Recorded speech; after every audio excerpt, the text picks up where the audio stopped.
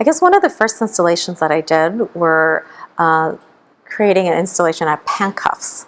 I did a lot of figure drawing and looking at anatomy, and one of the first things you do in figure drawing is thinking about proportion, measuring the unit of height.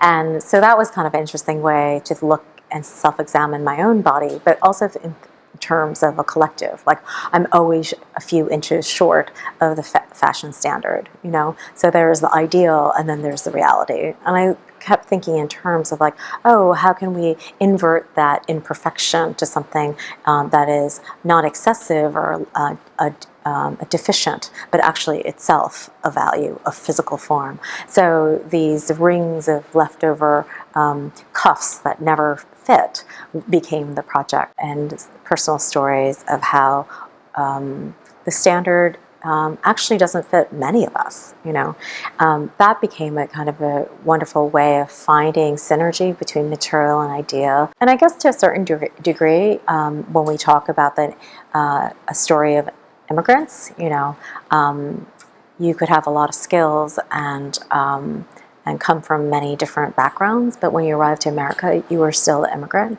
and the kind of jobs you get are the ones that no one wants.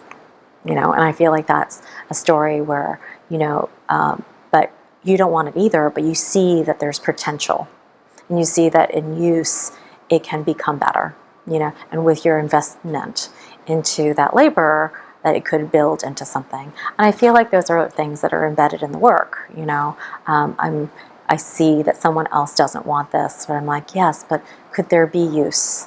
Could there be a way to recontextualize its needs and create a second life?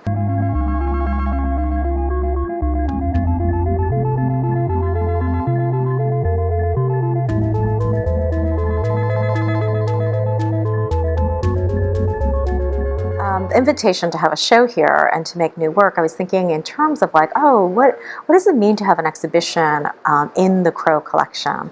And so then I kept thinking about, well, what does he collect and what are the objects? But in general, the notion of connoisseurship and collections, and in particular a passion for someone to travel to Asia and to look at the artifacts from that culture. So I kept thinking in terms of like looking at the beautiful artifacts, the vases and different collections that the family had, and then also looking in terms of like my relationship to that, and a cultural history in Asia.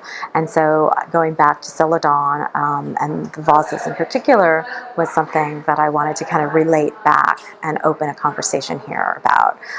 So in some way, I was sort of critiquing how an object is made, what survives in production, and then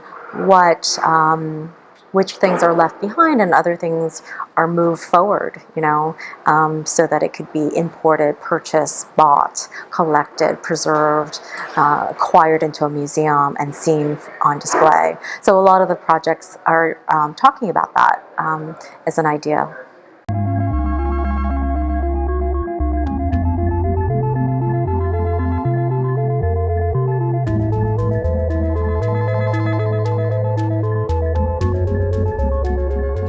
Right, when I'm drawn to material, it relates to a series of ideas.